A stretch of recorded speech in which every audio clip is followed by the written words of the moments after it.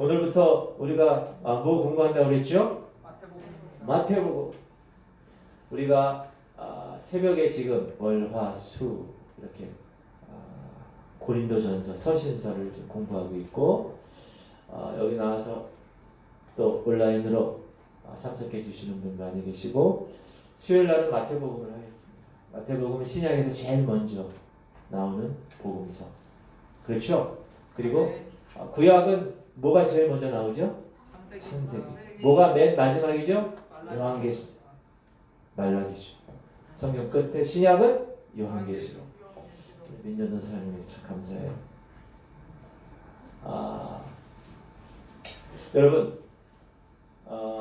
하나님의 말씀이 66권인데 이 66권이 각 권마다 이렇게 독특한 하나님의 영감을 위해서 기록되어 있는데 여러분이 마태복음 그러면 뭐 한마디로 탁 이야기할 수 있어야 돼요.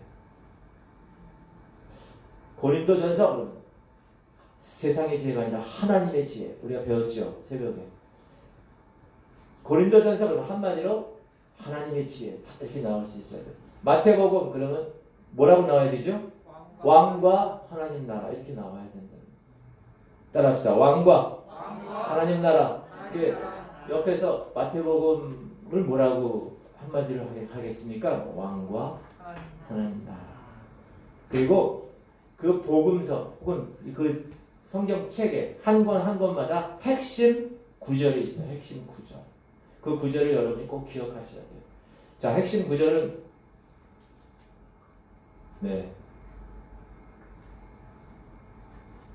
핵심 구절은 제가 넣지 않았는데 핵심 구절은 마태복음 2장 2절이에요. 여러분 성경 있으세요? 있는 분은 찾아보세요. 왜? 핵심 구절이니까 찾아야 돼요. 이거. 없는 분은 들으세요. 제가 하는 거. 자, 핵심 주제가 뭐라고 그랬어요? 왕과 하나님의 나라. 그러니까 마태복음 2장 2절 보면 왕이 나오는 거예요. 2장 2절 다 같이 시작. 유대인의 왕으로 나시니가 어디 계시냐? 우리가 동방에서 그의 별을 보고 그에게 경배하러 왔노라 하니. 그래서 이 마태복음의 전체의 핵심은 유대인의 왕이라는 유대인의 왕. 그리고 두 번째 마태복음 4장 17절 찾읍시다.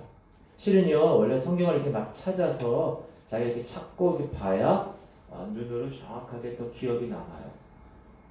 마태복음 몇 장 몇 절이요? 4장 17절 시작. 이때부터 예수께서 비로소 전파해 주시되 회개하라 천국이 가까웠느니라 하시더라. 드디어 이 천국에 관한 하나님 나라에 관한 The Kingdom of God 하나님의 나라 왕국에 관한 복음이 선포되었다. 누구를 통하여? 예수 그리스도를 통하여 선포되었다. 그래서 우리가 마태복음 2장 2장과 마태복음 4장 17절의 그 핵심 구절을 우리가 기억하고 마태복음을 이제 들어가는 거예요. 침입을 하게 되는 겁니다. 자, 우리가 신약 성경 제일 처음 시작. 마태, 마가, 누가, 요한. 이걸 뭐라 그래요? 사복음서라고 그래요. 그리고 창세기부터 요한계시록까지 예수 그리스도가 직접 말씀을 하신 것을 기록한 책은 마태, 마가, 누가, 요한 사복음서밖에 없어요. 그래서 사복음서는 하나님이신 그분이 예수 그리스도 이 땅에 사람으로 오셔서 직접 우리에게 말씀하신 그 말씀이 기록됐다는 거예요. 이게 대단한 복음서입니다. 그래서 어느 성경 보면 예수님이 말한 것만 이렇게 빨간색으로 칠해놓은 성경이 있어요. 자, 이 마태, 마가, 누가, 요한 이 사복음서에서 다른 복음서들과 우리가 한번 비교를 해보면 제가 표를 만들어 왔는데 이 마태복음은 유대적인 관점에서 예수 그리스도를 바라봤어요. 유대적인 관점으로. 즉 유대인인 이 세리 마태가 제자였잖아요. 3년 반 동안. 제자 생활을 하면서 유대인인 예수 그리스도를 바라봤어요. 그래서 기록한 거예요. 근데 어떻게 관점으로 바라봤는가? 왕으로 바라본다. 왕. 그분은 왕이야. 그리고 마가복음은 가장 짧아요. 사복음서에서. 그리고 처음부터 막 마귀를 쫓고 아주 압축된 엑기스 복음서예요. 그 마가복음은 로마적인 관점으로 지금 로마의 지배당하고 있잖아요. 이 유대가. 그러니까 로마적인 관점으로 그리스도를 봤어요. 뭘 봤을까요? 로마의 관점에서 보면 종 당연히. 왜? 즉 종의 상태야 이 유대 사람들은.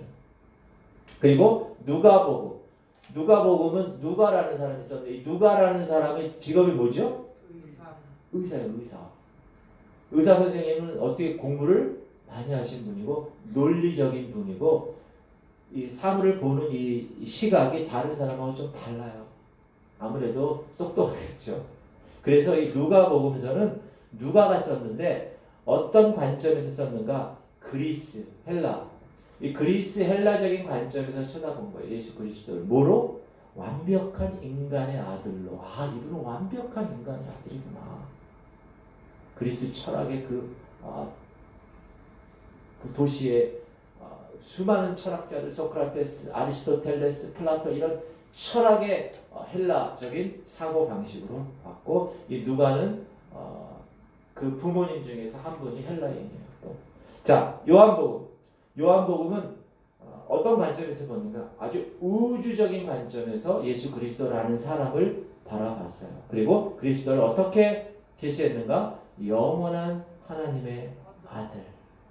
그래서 여러분이 사람이시고 하나님이신 그분을 가장 하나님 됨으로 평가하려고 공부하시면 요한복음을 보시면 돼요. 요한복음은 1장 1절부터 태초에 말씀이 계시니라 그 말씀이 하나님과 함께 하셨으니 그 말씀이 곧 하나님이라 정확하게 아주 하나님 인간이지만 그분이 하나님의 아들이라는 것을 처음부터 팍 선포하며 나가게 됩니다.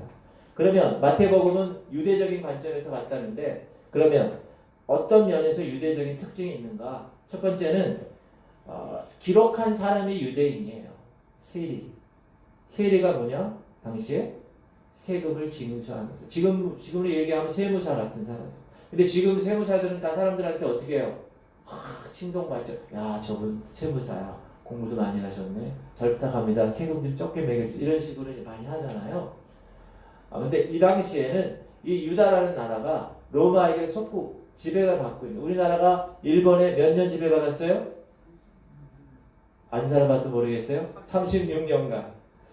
그 지배받는 그런 관계에서 얼마나 많은 어려움이 있었어요. 마찬가지로 이 유대라는 나라가 로마의 속국으로 있으면서 세금을 징수할 때 로마 사람들을 이렇게 통해서 세워서 세금을 징수한 게 아니라 그 나라 사람. 지금으로 얘기하면 우리나라 얘기하면 친일파들을 해서 일을 하듯이 유대인들을 통해서 일을 했는데 특별히 세금을 징수할 때 레이라고 불리는 이 유대인 세리에 의해서 기록되었기 때문에 이 마태복음에 유대적인 특징이 있다라고 말을 할 수가 있어요. 우리 읽어봅시다. 시작. 그 후에 예수께서 나가사 레위라 하는 세리가 세간에 앉아있는 것을 보시고 나를 따르라 하시니 그가 모든 것을 버리고 일어나 따르리라. 레위가 예수를 위하여 자기 집에서 큰 잔치를 하니 세리와 다른 사람이 많이 함께 앉아 있는지라. 바리새인과 그들의 서기관들이 그 제자들을 비방하여 이르되 너희가 어찌하여 세리와 죄인과 함께 먹고 마시느냐. 예수께서 대답하여 이르시되 건강한 자에게는 의사가 쓸데없고 병든 자에게라야 쓸데있나니 내가 의인을 부르러 온 것이 아니요 죄인을 불러 회개시키려 왔노라. 그 당시 세리는 우리나라 옛날에 친일파처럼 한국 사람들이 친일파를 지금도 미워하죠. 마찬가지. 계속 유대인들은 그 세리를 미워했어요. 같은 민족임에도 불구하고. 그런데 예수님이 오시자마자 그 친로마파인 그 세리들과 함께 그 집에 가서 식사를 하고 같이 커뮤니케이션, 교제를 한다는 그런 소문이 듣는 거예요. 그러니까 바리새인과 서기관들이 비방하는 거죠. 그러니까 예수님 뭐라고 그러셨다고요? 건강한 자에게는 의사가 쓸데없고 병든 자에게야 쓸데있나니 내가 의인을 부르러 온 것이 아니요 죄인을 불러 회개시키러. 저는 교회가 지구촌 교회도 마찬가지입니다. 이 교회가 아픈 사람, 정말 막 힘든 사람, 그런 사람들이 와서 회복되는 것이 교회의 역할이라고 생각을 해요. 그래서 여러분 돈 많고 정상이고 건강 이런 사람들 와서 예배 드리는 것도 물론 좋지만 예수님이 이 땅에 오신 목적은 뭐예요? 섬김을 받으려고 온 것이 아니라 섬기러 오셨고 의인을 부르러 온 것이 아니라 죄인을 불러 회개시키러 오셨다고 말씀하십니다. 우리 지구촌 교회는 이제 정말 힘든 사람들이 오면 더 안아주고 더 잘한다고 더 사랑을 베푸는 그런 성도들이 그런 교회 공동체가 됐으면 해요. 여러분들이 그런 주인공들이 되시기 바랍니다. 그것이 교회의 모습이에요. 실질적인 주님이 원하시는. 그리고 마태복음이 왜 유대적인 특징이 있는가? 구약과 신약을 연결하는 거. 구약 말라기 선지자가 말라기 딱 끝내고 세례 요한이 와서 회개하라 천국에 가까웠느니라 하기 전까지 400년 동안 무려 400년 동안 하나님이 침묵하세요. 그것을 성경에서 뭐라냐? 침묵시대라고 그래요. 침묵시대. 아무런 선지자나 아무런 하나님의 백성에게 말하지 않으세요. 그 침묵 기간을 뚫고 드디어 마태복음에 처음에 세례 요한이라는 사람이 광야에서 회개하라 하며 하나님 말씀을 드디어 선포하는 그 400년의 침묵을 깨고, 그래서 이 마태복음은 구약과 신약 사이에 다리 역할을 한다. 다리 역할을 한다. 그리고 이 마태복음에 구약이라는 이 성경을 많이 인용해요. 구약에서 나온 성경. 구약은 어느 나라 말로 쓰여졌냐 하면 어느 나라 말로 쓰여졌죠? 히브리 말. 히브리 말은 어떤 말이죠? 이스라엘 말이에요. 옛 이스라엘 말 글자가. 우리나라 옛날 글자는 뭐죠? 한문이었어요. 그런데 세종대왕이 어떻게 했죠? 나란 말씀이 둥국에 달라 문자로 서로 삼았대 아니할세 이런 전차로 어린 백성이 느리고 저벌 나오죠. 그래서 한글을 창제했잖아요. 그래서 한글로 쓰는 거예요. 이 히브리 말은 유대 이스라엘 사람들, 지금도 이스라엘 가면 히브리 말이 있어요. 요즘 현대 히브리 말인데 히브리 말로 써 있어요. 신약은 어느 나라 말로 써 있습니까? 헬라가 어느 나라죠? 그리스. 고대 그리스. 지금 그리스 가서 여러분도 헬라어 이렇게 쓴 거 보실 수 있어요. 그리스에서. 그러면 마태복음은 지금 어느 나라 말로 써 있어요? 헬라 말로 써요. 그리스 말로. 근데 기록되었을 때 구약에 인용할 때 기록되었을 때라고 할 때는 어느 나라 말을 써야 되나요? 구약에 어느 나라 말로 되어 있어요? 히브리 말로 되어 있으니까 히브리 말을 딱 카피해서 컨트롤 C 여기다가 딱 붙여요. 컨트롤 V로. 그러면 헬라어로 막 하다가 히브리 말이 나오다가 구약에 그 다음에 헬라어가 나오겠죠. 그러면 신약에 있는 성경을 읽는 사람들이 히브리 말을 모르면 읽을까요? 못 읽을까요? 못 읽을까요? 못 읽죠. 그래서 어떤 작업을 했을까요? 구약에 있는 히브리 말의 성경을 다 어느 나라 말로 만들었을까요? 헬라어로 만들었지. 그래서 헬라어로 만든 것을 그런 성경을 뭐라고 그러는지 아세요, 여러분? 70명이 모여서 헬라어로 번역했다는 거예요. 셉투아진트라고 해서. 그러니까 헬라어로 만든 히브리 성경을 인용을 딱 한 거예요. 그래서 이 마태복음에서 구약을 인용하는 것이 129번이나 구약을 많이 인용한 거예요. 그러니까 구약은 히브리 민족이죠. 유대인들. 그 유대인의 특징이 있다라고 말을 할 수가 있는 거예요. 이루어지다라는 말. 그리고 이 다리 역할, 자 구약에서 신약으로 가는 다리 역할을 한다는 것은 또 어떤 뜻이냐면 구약에는 예수 그리스도 메시아가 오실 것이야라는 약속이에요. 신약은 그 구약에서 예수 그리스도가 오실 것이야 했던 예언들이 신약에서 어떻게 됐을까요? 다 이루어진 거예요. 구약에 예수 그리스도 오시는 것뿐만 아니라 여러 가지 많은 예언들이 있어요. 성경은.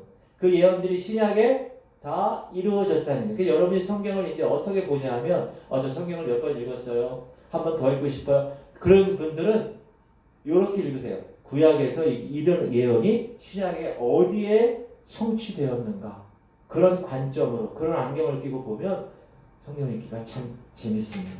그래서 구약에 있던 예언이 신약에 어떻게 이루어졌느냐 예를 들면 구약에 계속 메시아가 탄생한다 메시아가 탄생한다 시작 이 모든 일이 된 것은 주께서 선지자로 하신 말씀을 이루려 하심이니 이르시되 이루어졌다라는 말이 많이 나오는 이유가 구약에서의 예언이 신약에서 많이 이루어졌다. 그리고 이제 애굽의 베들레헴의 아기가 예수님이 탁 나고 이제 애굽으로 피신할 때 시작 헤롯이 죽기까지 거기 있었으니 이는 주께서 선지자를 통하여 말씀하신 바 애굽으로부터 내 아들을 불렀다 함을 이루려 함이라. 자, 애굽에서부터 내 아들을 불렀다 하라는 구약 성경이 있는데 그것이 이 마태복음에서 이루어졌답니다. 성취가 됐답니다. 또 이제 꿈의 지시를 받고 이제 나사렛으로 가는 시작 나사렛이란 동네에 가서 사니 이는 선지자로 하신 말씀에 나사렛 사람이라 칭하리라 하심을 이루게 함이로라. 구약에서 다 얘기가 된 거예요. 애가 날 거야. 어디에? 베들레헴에. 근데 어디로 갈 거야? 애굽에 갈 거야. 근데 애굽에 있다가 나사렛으로 갈 거야. 여러분 요셉과 마리아가 예수님이 나사렛 가고 싶어 간 게 아니에요. 꿈에 천사가 나사렛으로 가 하니까 나사렛으로 간 거예요. 그래서 나사렛 옛 동네에 뭐 그런 찬양이죠. 어린 예수님은 나사렛에서 자라셨다. 이 말이 나오는 거예요. 자, 그리고 세 번째는 이 예수 그리스도가 항상 어떤 수식어를 붙이느냐 마태복음은 다윗의 자손 이런 말을 많이 붙여요. 다윗이 누구죠? 이스라엘의 왕이었잖아요. 그러니까 이스라엘이라는 이 유대라는 나라의 특징을 이 다윗의 자손이라는 수식어를 통해서 알 수가 있다. 한번 읽어볼게요. 시작. 아브라함과 다윗의 자손 예수 그리스도의 계보라. 마태복음 1장 1절에 나오는 거예요. 족본 처음에 나올 때 선포하는 거예요. 아브라함, 다윗, 예수 그리스도. 우리나라로 얘기하면 뭐예요? 세종대왕, 이순신 장군 뭐 이렇게 나와요. 왜 아브라함과 다윗이라는 두 사람을 썼을까요? 유대인에게 있어서 아브라함 그럼 모르는 사람이 없어요. 다윗 그러면 모르는 사람이 없어요. 유대인이라면. 그래서 유대적인 특징이 있다라는 겁니다. 자, 9장 27절 시작. 예수께서 거기에서 떠나가실 때 두 맹인이 따라오며 소리질러 이르되 다윗의 자손이여 우리를 불쌍히 여기소서 하더라. 두 맹인이 예수님이 이 땅에 오셔서 막 눈을 뜨게 하시고 소리를 들었어요. 병을 고치는 거를. 그러니까 자기도 눈 뜨고 싶어서 예수님을 부르짖었어요. 뭐라고요? 예수여 하지 않고 다윗의 자손이여 이렇게 얘기합니다. 그런 점에서 이 마태복음은 유대적인 특징이 있는 성경이구나 라고 우리가 알 수가 있습니다. 귀신 들린 자를 예수께서 멸하셨을 때 시작 무리가 다 놀라 이르되 이는 다윗의 자손이 아니냐. 아니 그냥 예수님 아니냐 이렇게 얘기해야 되는데 다윗의 자손 아니냐. 이런 여러분 유대인들은 지금도 여러분 자기가 유대인이라는 것에 대한 프라이드가 엄청 강합니다. 지금도 그래요. 그 다음에 이 마태복음이 왜 유대적 특징이 있느냐 하면 천국, 하늘나라에 관한 언급이 많아요. 천국, 하늘나라 이런 거. 천국복음. 그래서 천국복음이라고 하는데 이 천국이라는 단어는 유대적인 개념의 단어예요. 하나님 나라라는 거. 왜? 유일신 하나님 그분이 통치하는 나라가 유대인 아브라함을 택하셔서 하나님께서 그 팔레스티나라는 동네에 하나님의 나라를 세우시려고 하나님께서 하신 일, 그 일이 그 역사인데 그 역사의 핵심은 하나님 나라다. 시작. 이때부터 예수께서 비로소 전파 이르시되 회개하라 천국이 가까웠느니라 하시더라. 하나님의 나라가 가까이 왔다는 거예요. 2000년 전인데 그런데 그 전에 뭘 해요? 회개하라는 거예요. 모든 죄 문제를. 지금도 하나님 말씀하세요. 하나님의 나라가 가까이 왔어요 이제. 여러분 다 하나님 나라에 들어가는 사람인 줄 믿습니까? 그거에 대한 확신이 없으면 기도하셔야 돼요. 그리고 하나님께 매달리셔야 돼요. 내가 지금 요 가다가 하나님 부르셔서 죽으면 천국 갈 수 있을까? 그런 항상 생각을 갖고 깨어 있어야 된다. 또 시작. 이 천국 복음이 모든 민족에게 증언되기 위하여 온 세상에 전파되니 그제야 끝이요. 이렇게 천국이 가까웠어. 천국 복음 이런 식으로 하나님 나라에 관한 천국에 관한 Kingdom of God 하나님의 왕국에 대한 이야기를 이 유대적인 개념으로 계속 이야기하기 때문에 유대적인 특징을 보여주고 있다. 마태복음. 그러니까 여러분이 마태복음 그러면 유대인의 왕으로 오신 하나님 그렇게 생각하시면 돼요. 그리고 그분이 왜 오셨어요? 하나님 나라 때문에 오신 거야. 그 두 개만 딱 기억하면 돼요. 마태복음은. 기억하시겠죠? 유대인의 왕으로 오셔서 하나님 나라를 이루실 하나님의 백성들의 삶. 자, 뼈대를 보겠습니다. 뼈대. 여러분 어떤 책을 읽거나 어떤 논문을 읽거나 어떤 영화를 보거나 드라마를 보거나 딱 볼 때 뼈대가 분명히 있습니다. 이 작가나 이 감독이나 이런 분들이 반드시 뼈대를 탁 중간에 놔요. 우리가 어린 아이들이 이제 찰흙으로 사람을 만들어요 학교에서. 그럴 때도 마찬가지예요. 철사로 이렇게 뼈대를 만들고 거기다 찰흙을 이렇게 붙여요. 팔, 다리, 머리 이렇게.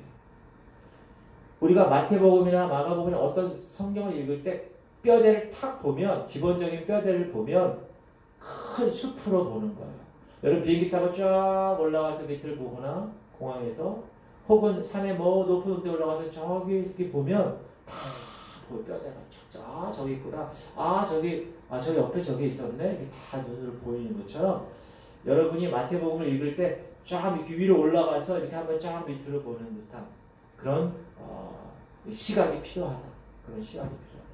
그래서 마태복음이 28장까지 있는데 1장부터 10장까지는 왕이 나타나는 왕이 나셨도다. 우리 다음 달에 크리스마스가 이제 있는데 왕이 나왔다는 거, 왕이 출현했다는 거. 그렇게 기다렸던 유대인의 왕이 친히 예언을 이루시기 위해서 탄생하셨다. 그게 1장부터 10장. 그러니까 여러분이 마태복음 1장부터 10장 읽으면 왕께서 나셨다는 큰 뼈대를 가지고 읽는 거예요. 거기 살이 막 붙어있죠. 그리고 여러분 수요일, 금요일 새벽에 마태복음, 창세기, 고린도전서를 우리가 배울 때 지금 이렇게 딱 배운 다음에 꼭 집에 가서 읽으셔야 돼요. 그 한번 쫙 읽으면 이게 그 얘기였구나. 그 얘기였구나. 혹은 여러분 오시기 전에 한번 쭉 읽고 오시면 좋아요. 어느 정도. 지금 오늘 여기 끝났으니까 다음에 이만큼 하겠지 하고 학교에서 교수님이나 선생님들 강의 들을 때 그 강의를 완벽하게 이렇게 알 수 있게 똑똑한 학생들은 어떻게 하냐면 예습을 합니다. 예습. 제 생각은 제 경험으로는 복습보다 예습이 훨씬 효과가 있어요. 왜냐하면 예습을 쫙 한 다음에 딱 앉아가지고 그 다음 뭐예요? 선생님 강의하는 게 복습이에요. 그렇지. 내가 이렇게 생각하고. 그리고 내가 그렇게 예습할 때 잘 몰랐던 것들을 어떻게 해요? 질문을 하는 거예요. 근데 질문하기 전에 선생님이 그거에 관해서 얘기해주면 그렇지. 내가 그거 이해가 안 됐는데 선생님 저렇게 얘기해 주시는구나. 선생님이 끝까지 얘기 안 하면 어떻게 해요? 손을 딱 들어요. 선생님 제가 보니까 27페이지 셋째 줄에 이거는 뭘 얘기합니까? 딱 얘기하는 그런 식으로. 여러분들이 성경을 볼 때도 그렇게 예습하시고 복습하시면 귀한 하나님의 말씀이 여러분 마음 가운데 마음판에 새길 줄 믿습니다. 그 다음에 11장에서 13장까지는 그 메시아인 왕이 오셨는데 유대의 지도자들이 그를 반역하는 거. 세례 요한이 그것 때문에 체포되고 예수께서 행하시는 놀라운 일들이 다 마귀의 일이라고 얘기하고 그리스도 예수께서 제시하는 그런 원리들을 따르지 않고 자기들의 전통을 막 고집하고 그래서 예수님이 수고하고 무거운 짐진 자들아 다 내게로 오라. 유대인만 오는 게 아니라 수고하고 무거운 짐진 모든 사람들은 다 내게로 오라. 유대인에서 이방인으로 시각을 돌리시는 계기가 됩니다. 그리고 14장에서 20장까지는 이 예수 그리스도가 이제 조용히 계세요. 처음에 사회를 왕성하게 하시고 나서 너무 많이 알려지잖아요. 그러니까 어떻게 되죠? 죽이려고 해요. 바리새인과 대세 제사장들이 막 죽이려고 해요. 신성 모독했다고. 그러니까 어떻게 되죠? 숨어 계셔요. 그리고 기다리고 계세요. 언제까지? 때가 찰 때까지. 십자가를 지실 그 예수 그리스도의 사명의 그 시간까지 참고 숨어 계십니다. 공적 사역은 물론 하고 계셨지만 하나님의 거룩한 사역을 드러내지 않으시고 은거하고 계신다. 그리고 21장부터 27장까지는 그 왕으로 오신 그분이 공개적으로 잡혀서 공개적으로 배척당하시고 공개적으로 십자가에 33살의 유대인 청년이 아무것도 걸치지 않고 완전히 발가벗긴 상태에서 저 높이 수치심으로 멸시에 가득 찬 모습으로 매달려 돌아가시게 되는 사건이 있습니다. 유대인으로 왕으로 오신 그분인데 기꺼이 십자가에서 죽으시고 이 땅을 창조하시고 요한복음 1장 1장에 그분이 창조주라고 분명히 얘기하셨는데 창조주이신 그분이 피조물인 사람들에게 죽임을 당하는 엄청난 어처구니 없는 사건이 벌어지게 됩니다.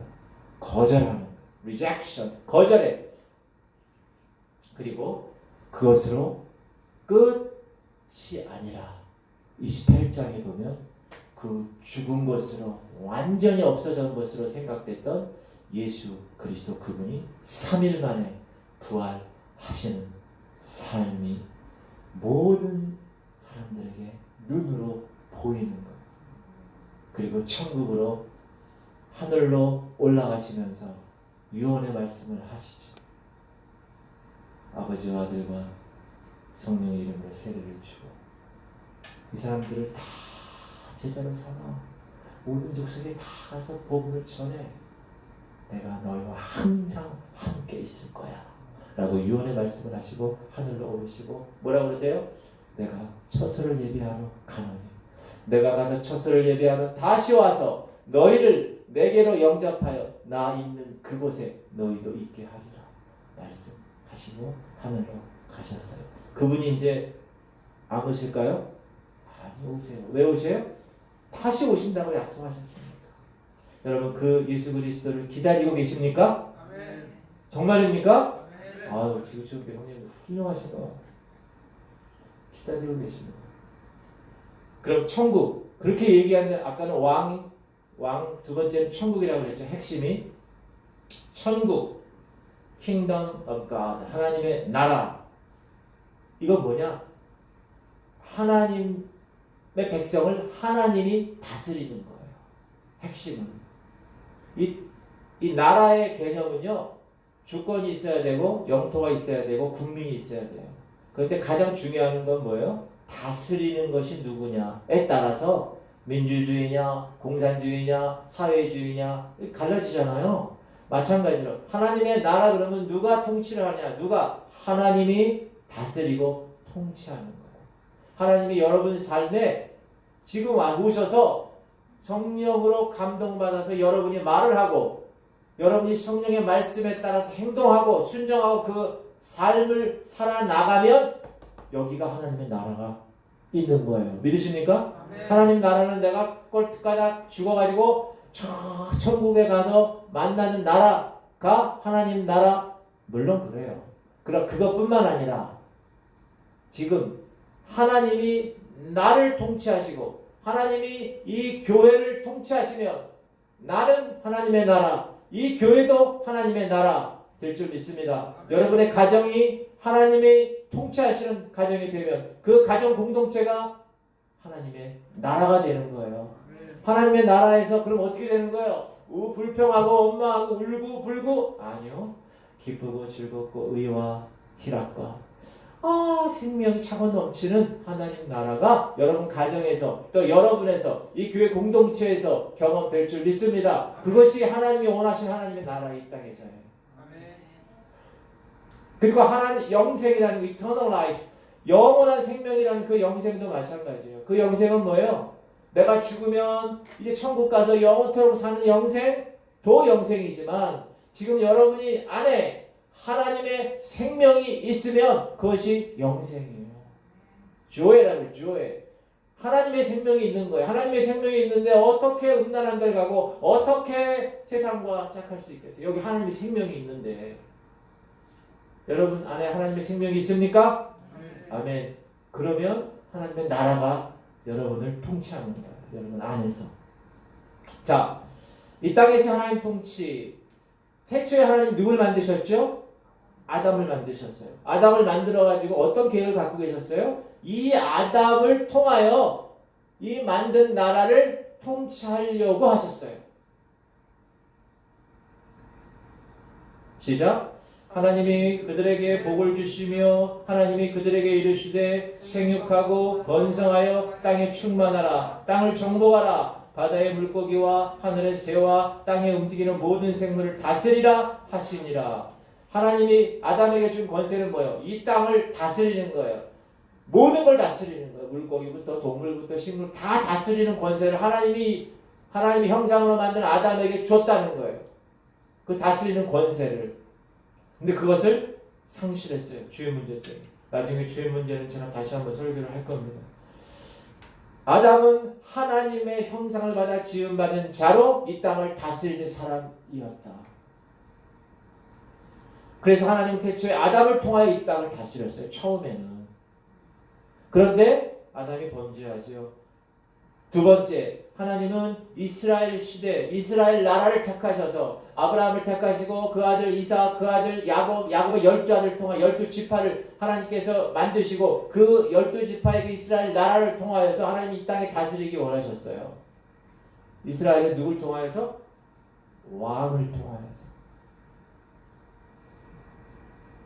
사울왕, 다윗왕, 솔로몬 쫙 남쪽, 북쪽 왕들 쫙 나가는 그 모든 것들을 통하여서 읽읍시다. 시작.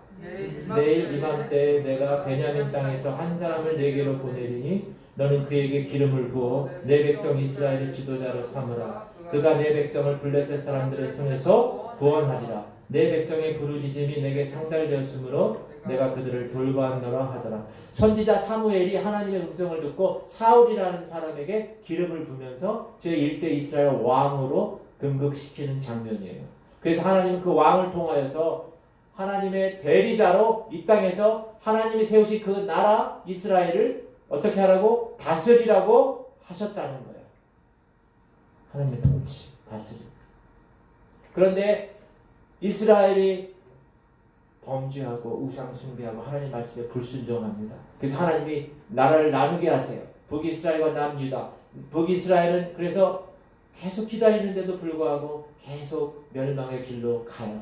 북이스라엘은 그래서 하나님이 아수르라는 나라를 통해서 혼혈 정책을 통해서 완전히 붕괴시키고 나머지 남은 두 지파 이 유다라는 남유다는 나중에 어떻게 돼요? 바빌론으로 끌려가서 완전히 이 나라가 없어집니다. 이 땅에서.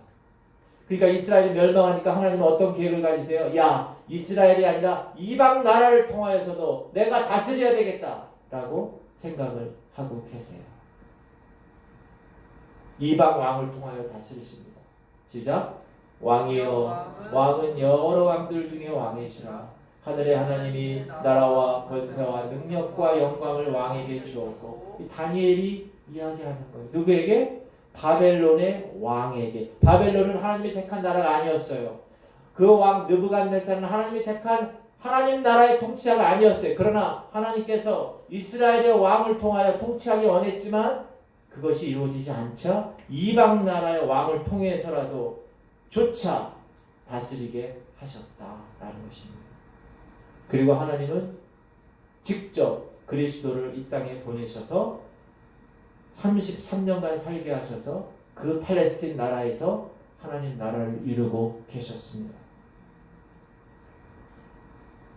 시작. 이때부터 예수께서 비로소 전파에 이르시되 회개하라 천국이 가까웠느니라 하십니다.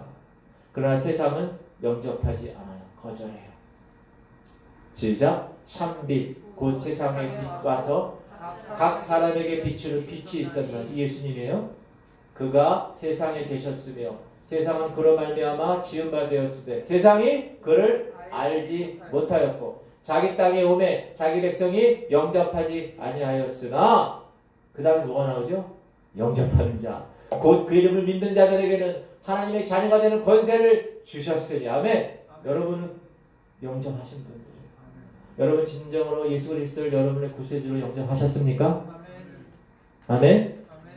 그럼 하나님의 자녀된 권세를 부여받은 거예요. 제가 나중에 하나님의 자녀된 권세에 대해서 한번 또 설교를 하겠습니다. 그러나 유대인들은 어떻게 했어요? 거절했어요. 그리고 마태복음 13장에서 예수님은 비유를 통하여서 천국에 관해서 얘기해요. 이 시대의 천국. 이 시대의 천국은 이 땅에서의 천국은 어때요? 거짓과 선과 악과 진리와 비진리가 막 혼합되어 있는 거예요. 그래서 무슨 비유를 하시나요? 가라지 비유를 하세요. 씨를 심었는데 밤에 도둑이 와서 가라지를 심었어요. 그래서 알곡과 가라지가 같이 자라는 거예요. 제자들이 이거 가라지 다 뽑을까요? 가만두라. 주스 때까지 가만두라. 여러분 그래서 가라지가 있다는 거예요. 사단이 부린 가라지. 그래서 우리는 제가 이번 주에 설교할 것이 우리가 예수 그리스도를 믿기 시작하는 그 순간부터 우리는 가라지와의 전쟁이 시작된 거예요. 가만두라. 이 시대의 천국은 그래서 하나님이 그런 교회 공동체를 통해서 그 천국에 대해서 계속 보여주시는 거예요. 그리고 이제 이 시대의 종말이 오게 되면 선과 악이 혼재 있었던 것이 이제 분리될 거예요. 하나님의 나라가 이제 혼재되어 있어요. 이 세상에서는. 그러나 순전과 의로움으로 완벽하게 어떻게 해요? 다 가려질 거예요. 완벽하게. 왕과 염소, 알곡과 쭉정이요. 정확하게 갈립니다. 예수 믿는 것은요. 회색 지대가 없어요. 양다리가 없습니다. 이거 아니면 이겁니다. 선택은 여러분의 몫입니다. 자, 그리고 마태복음 1장에 보면 족보가 나옵니다. 족보. 성경을 이제 1월 1일이 되면 이제 성경 좀 읽어봐야지. 읽어봐야지. 그래가지고 마태복음 구약은 너무 많으니까 신약부터 읽어보자. 마태복음 1장 1절을 딱 찾아서 자 아브라함과 다윗이 쫙 나오는데 아브라함이 이삭을 낳고 이삭은 야곱을 낳고 야곱은 유다와 그 형제를 낳구나. 그러다가 별로 재미가 없다. 여기 딱 닫아 성경을. 그런 분들 많죠. 저도 옛날에 그랬었어요. 근데 이 족보가 왜 나왔을까? 이 족보는 뭘 얘기하는 거냐면 여러분 이 하나님의 말씀은 사실이라고 역사적인 사실이다. 그 낳고 해서 맨 끝에 예수 그리스도가 나왔다라는 그 예수 그리스도는 그냥 실화가 아니고 만들어낸 이야기가 아니라 진짜 역사적인 사실이다라는 것을 정확하게 얘기하는 거예요. 여러분 제가 성이 뭐예요? 성. 명. 밝을 명. 근데 저는요 초등학교 6년 동안 그 몇천 명 되는 공동국민학교에 명씨가 저 하나. 그래서 저희 아버지한테 아버지 아니 명씨가 이렇게 없어요. 김씨이시는 돌 던지면 다 김씨이시. 돌아보면 다 김씨이신데 왜 명씨는 없어요? 그랬더니 원래 명씨는 중국의 왕손이었는데 중국에서 쿠데타가 나서 피해 오다가 한국으로 왔단다. 그 말이 사실인지 아닌지 모르겠지만 그렇게 얘기하시면서 위로하시더라고요. 그러더니 갑자기 어느 날 이만한 백과사전 같은 것을 갖고 오셨어요. 그게 뭔가 그랬더니 잘 모르겠는데 밝을 명자가 있고 족보라고 써있는 족보책을 갖고 있어요. 그러더니 그 족보책에 야 너는 어쩌고 저쩌고 자헌 공파의 26대 손 막 이렇게 얘기하시는 거예요. 그때 제가 알았어요. 아, 족보가 중요하구나. 사람들 뭐라 그래요? 족보도 없는 놈 같지 뭐 이러잖아요. 족보가. 여러분 명시지만 족보 있습니다. 귀하게 봐주시기 바랍니다. 아무 얘기가 없으시네. 마태복음의 이 족보는 뭐예요? 예수 그리스도 그분이 어떻게 된다고요? 역사적인 사실이다 라는 거예요. 시작. 아들을 낳으리니 이름을 예수라 하라. 이는 그가 자기 백성을 그들의 죄에서 구원할 자이심이라 하니라. 이 모든 일이 된 것은 주께서 선지자로 하신 말씀을 이루려 하십니다. 구약에서 선지자로 계속 얘기한 것을 이제 이루었다라는 것입니다. 자, 그러면 하나님의 이 예언자 모든 백성들이 예언했던 그 예수 그리스도가 나온 것에 대해서 이제 신약에서 아기 예수로 나옴으로 시작해서 하나님 나라가 시작되는 것을 통해서 사단이 가만히 있을까요? 사단이? 여러분 사단이 가만히 있지 않아요. 마태복음 복음서를 읽어보면 예수님 탄생을 저지시키려고 사단이 얼마나 많은 전략을 피는지 몰라요. 구약시대부터 그 사건은 시작됐어요. 하나님이 아브라함을 택한 이유가 뭘까요? 아담의 죄 문제가 해결되지 않기 때문에 하나님의 아브라함이라는 사람을 통해서 그 씨를 통해서 예수 그리스도를 나게 하고 그 예수 그리스도가 하나님이신 아들 그분이 오셔서 그 마귀 사단의 모든 권세를 다 멸하시기 위한 하나님의 프로젝트가 있는 거예요. 근데 그 프로젝트에 대해서 사단이 가만히 있을까요? 가만히 있지 않아요. 창세기부터.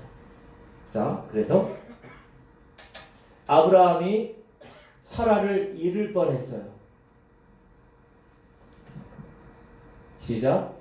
아브라함이 애굽에 이르렀을 때 애굽 사람들이 그 여인이 심히 아름다움을 보았고 바로의 고관들도 그를 보고 바로 앞에서 칭찬함으로 그 여인을 바로의 궁으로 이끌어들인다. 이집트는요, 애굽은 나일강이 1년 내내 풍부해서 2모작, 3모작, 4모작을 하는 곳이에요. 거기는 심으면 나. 그러니까 거기는 먹는 것이 빈곤하지가 않아요. 그런데 이 이스라엘 이쪽은요, 물이 없어요. 척박해요. 사막이에요. 그래서 먹을 것이 없어. 그래서 아브라함이 이따가 기근이 드니까 먹을 것이 없네. 애굽에 가야 되겠다. 애굽에 가면 되지 않는데 하나님 가지 말라고 그랬는데 갔어요. 갔더니 애굽 사람들이 이 아브라함의 아내를 보고 얼마나 놀랐는지 몰라. 사라가 미인이었나 봐요. 미인. 그러니까 거기 아까 뭐라고 읽었어요? 바로의 고관들도 그 여인의 심히 아리따움을 보고 왕 앞에 데리고 가는 거예요. 그리고 아브라함이 야 여보 당신 너무 아름다워서 사람들이 당신을 내 아내라고 그러면 나를 죽일 것 같으니까 내 누이 동생이라고 얘기하자. 그렇게 얘기해서 바로의 궁으로 간 거예요. 만약에 여러분 바로의 궁에 갔을 때 그 바로의 꿈에 하나님께서 그걸 개입하지 않으셨으면 어떻게 돼요? 아브라함 아들 이삭은 나올 수가 없는 거예요. 사라가 없는데. 그런 메시아의 계대가 끊어지는 거예요. 사단이 그렇게 공격을 하는 거예요. 두 번째, 여러분 열왕기 하에 보면 이 어린 요아스 이야기가 나오는데 이 아달랴라는 여인이 다 죽입니다. 모든 하나님 백성의 근원의 씨를 말려요. 읽읍시다. 시작. 아하시아의 어머니 아달랴가 그의 아들이 죽은 것을 보고 일어나 왕의 자손을 모두 멸절하였으나 요람 왕의 딸 아하시아의 누이 여호세바가 아하시아의 아들 요아스를 왕자들이 죽임을 당하는 중에서 빼내어 그와 그의 유모를 침실에 숨겨 아달랴를 피하여 죽임을 당하지 아니하게 한지라. 우리 옛날에 조선시대 사극 같은 거 보면 그 원수 지방과 원수 집안이 막 해다가 왕위를 찬탈하면 이쪽에서 어떻게 해요? 복수하죠.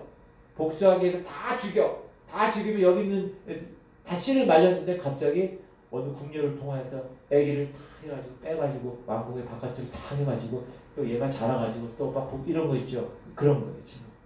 이 어린 요아스를 제외한 모든 왕족이 다 세대. 만약에 요아스까지 죽었으면 그 아브라함의 씨가 계대돼서 예수님이 나올 수가 없는 거예요. 누가 이렇게 했을까요? 사단이 이렇게 합니다. 사단. 왜 사단이 이렇게 했을까요? 예수님이 오면 사단은 어떻게 되는 거예요? 끝이에요. 이제. 그걸 알아요. 사단이. 그래서 예수님을 못 오게 하는 그런 거예요. 그 다음에 마태복음 이 족보에 보면 여인의 이름이 기록되어 있어요. 여인의 이름. 마리아까지 5명이고 4명만 보자면 다말, 라하, 룻, 바세바 그런 여인들이 있어요. 여러분 이 여인들의 명단은 여러분 다 아실 거예요. 다말은 누구죠? 시아버지와 유다와 창녀로 변해서 관계에서 죄를 짓죠. 그래서 베레스와 세라를 낳아요. 하나님은 그럼에도 불구하고 그녀를 예수 그리스도의 조상의 이름에 오르게 하신다는 거예요. 또 라합은 누구죠? 여리고 성이 딱 돌파되기 바로 직전에 라합이 창녀죠. 프로스티튜트 창녀예요. 이방 여인이었어요. 그러나 믿음으로 구원을 받게 해서 룻이라는 이름이 족보에 올라옵니다. 룻은 누구죠? 룻 이방인 모압 여인. 그러나 시어머니가 믿는 하나님이 나의 하나님입니다. 라고 하나님의 거룩한 신앙의 반열에 올라요. 또 바세바는 누구죠? 다윗의 그 파렴치한 성욕 때문에 희생된 여인. 그리고 그 남편 우리아는 다윗의 살인 교사 때문에 전쟁터에서 죽게 됐던 그 여인. 그러나 하나님은 그녀를 용서하시고 그녀를 통하여 솔로몬을 낳게 하시고 솔로몬을 통하여 그리스도의 조상의 계대가 이어지게 하셨다는 겁니다. 하나님은 죄를 미워하세요. 여러분 꼭 기억하세요. 하나님은 죄를 미워하세요. 그러나 갈보리의 은혜, 십자가의 은혜 안에서 우리의 죄를 어떻게 하세요? 용서하세요. 그리고 하나님의 품에 안으시고 가족으로 여겨주셨어요. 자녀로. 이 사실을 꼭 기억하시기 바랍니다. 시작. 그때 너희는 그리스도 밖에 있었고 이스라엘 나라의 밖에 사람이라 약속의 언약들에 대하여는 외인이여 손님이라는 거예요. 세상에서 소망이 없고 하나님도 없는 자이더니 이제는 전에 멀리 있던 너희가 예수 그리스도 안에 그리스도의 피로 가까워졌느니라. 아멘. 믿으십니까? 아멘. 시작. 보라 아버지께서 어떠한 사랑을 우리에게 베푸사 하나님의 자녀라 일컬음을 받게 하셨는가. 우리가 증인이라는 거예요. 그러므로 세상이 우리를 알지 못함은 그를 알지 못하니라. 사랑하는 자들아 우리가 지금은 하나님의 자녀라. 장래에 어떻게 될지는 아직 나타나지 아니하였으나 그가 나타나시면 우리가 그와 같을 줄을 아는 것은 그의 참모습 그대로 볼 것이기 때문이니 주를 향하여 이 소망을 가진 자마다 그의 깨끗하심과 같이 자기를 깨끗하게 하느니라. 이게 거룩이에요. 이게 성화예요. 내 안에 정말 주님에 관한 소망이 있다면 나는 그 소망의 깨끗함을 유지하기 위해서 치열하게 이 세상과 싸워야 된다라는 사실입니다. 그 다음에 성취된 하나님의 약속에 이 마태복음서에 보면 이게 무슨 말이냐? 여러분 유대인의 사회에서는 처녀가 지금도 마찬가지죠. 우리 지금 사회에서도 처녀가 임신하면 어떻게 돼요? 요즘은 당연한 것으로 아나요?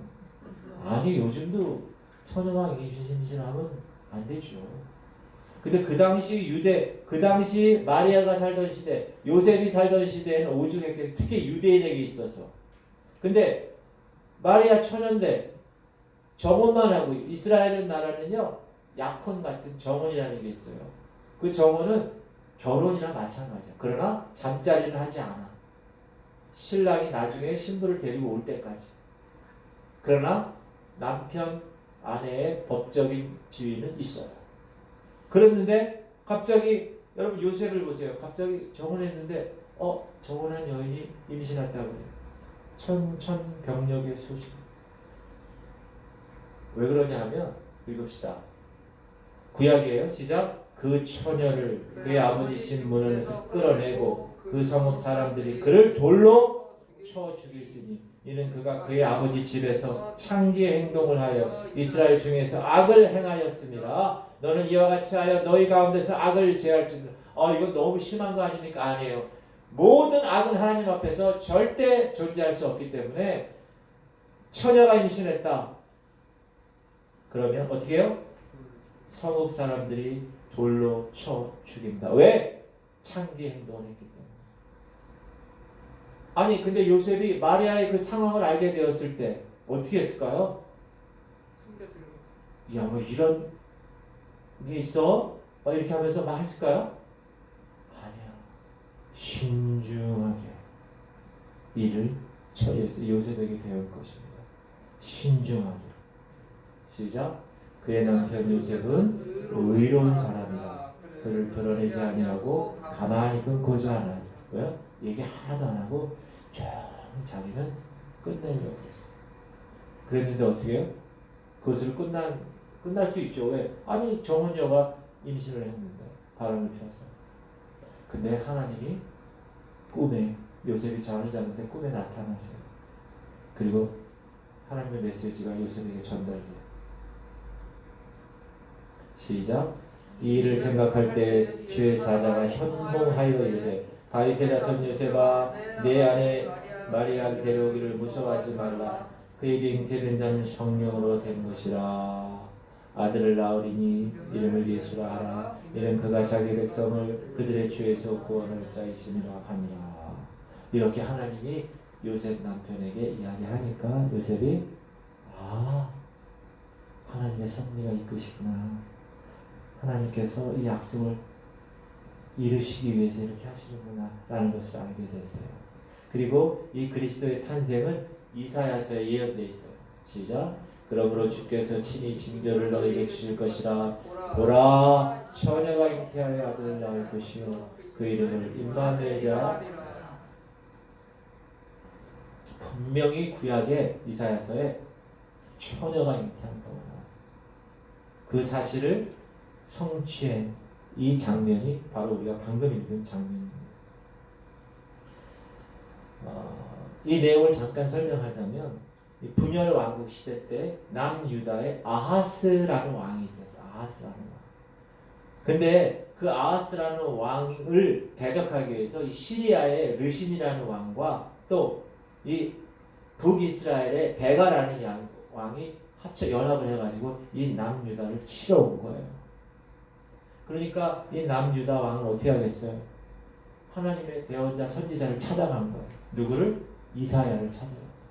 그러니까 하나님이 이사야를 보내셔서 남유다의 왕인 아하스에게 말씀하시는 내용이에요.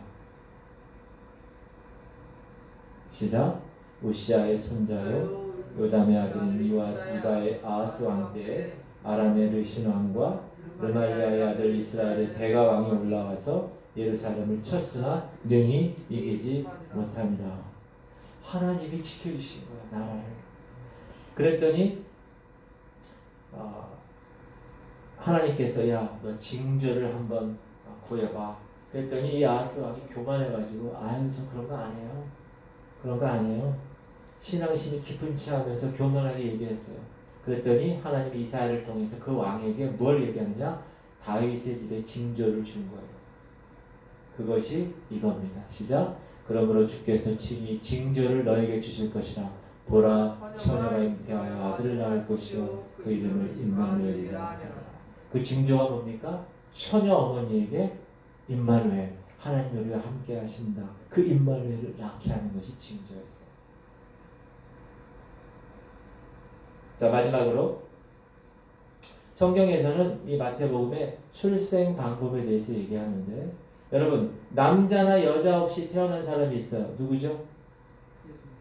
누구요? 남자나 여자 없이 태어난 사람. 아담은 그냥 흙으로 하나님 만드셨어요. 자, 두 번째, 남자는 있으나 여자가 없이 태어난 사람. 하와. 맞습니다. 하와는 어떻게 나왔어요? 아담의 옆구리로부터 나왔어요. 남자와 여자가 있어서 태어난 사람. 우리 모두. 엄마 아버지 태어났잖아요. 자, 여자는 있으나 남자 없이 태어난 사람. 예수 그리스도. 성령으로 잉태된. 예수께서 성령으로 잉태되어 처녀에게 태어났다는 건 뭐예요? 죄 없이 인간의 본성을 뛰어넘어 태어났다는 거예요. 하나님이 하나님 죄 없는 백성의 모습으로 이 땅에 오셔서 왜 그렇게 하셨을까요? 없애기 위해서, 죄 문제를 해결하기 위해서. 왜? 죄의 삭은 사망이기 때문에. 그래서 죄가 없는 사람이 그 죄의 문제를 해결해야 돼요. 이 세상에 죄가 없는 사람은 아무도 없어요. 아담 이후에. 그러나 성령의 씨를 통해서 난 예수님만 하실 수 있어요. 그리고 하나님이셔서 이 땅에 오셔야 돼요. 왜? 사람은 사람의 죄를 사할 수가 없어요. 지으신 하나님이 사람의 죄를 사할 수 있기 때문에 우리의 죄를 사할 수 있는 존재는 두 가지를 충족해야 돼요. 우리 수학 시간에 배우고 충분 조건이 돼야 돼요. 뭐요? 하나님 동시에 사람이어야 돼요. 그래야 우리의 죄 문제가 해결됩니다. 그런 분이 누굽니까? 예수 그리스도. 시작. 태초에 말씀이 계시니라. 이 말씀이 하나님과 함께 계셨으니 이 말씀 곧 하나님이시라. 그가 태초에 하나님과 함께 계셨고 만물이 그로 말미암아 지은 바 되었으니 지은 것이 하나도 그가 없이는 된 것이 없느니라. 아멘. 그 분이 예수 그리스도이십니다. 여러분은 그분의 복음을 믿음으로 받아 구원받은 하나님의 자녀의 삶으로 살고 계십니다. 아멘. 기도할게요. 반주 좀 해주세요. 자, 세 가지를 제가 말씀드리겠습니다. 첫 번째, 하나님의 역사의 주관자. 하나님의 역사의 주관자시라는 거예요. 하나님의 역사의 주관자시는 거 믿으십니까? 구약 태초, 구약부터 요한계시록까지 모든 역사의 주관자는 누구십니까? 하나님이십니다. 아멘. 두 번째 기도할 것은 하나님, 우리 지구촌교회 성도들이 요셉처럼 중요한 결정을 하기 앞서서 생각하고 기도하게 하시옵소서. 여러분 결정할 때 막 생각하고 막 하지 말고 기도하게 하시옵소서. 하나님 안에서 신실하게. 세 번째, 하나님, 우리 지구촌교회 성도들이 하나님이 명령하시며 즉시로 순종하게 하시옵소서. 아멘. 네, 기도 제목을 여러분 보면서 우리 통성으로 주님 이름 한번 부르고 통성으로 제가 축도할 때까지 통성으로 기도하고 축도하고 마치겠습니다. 주여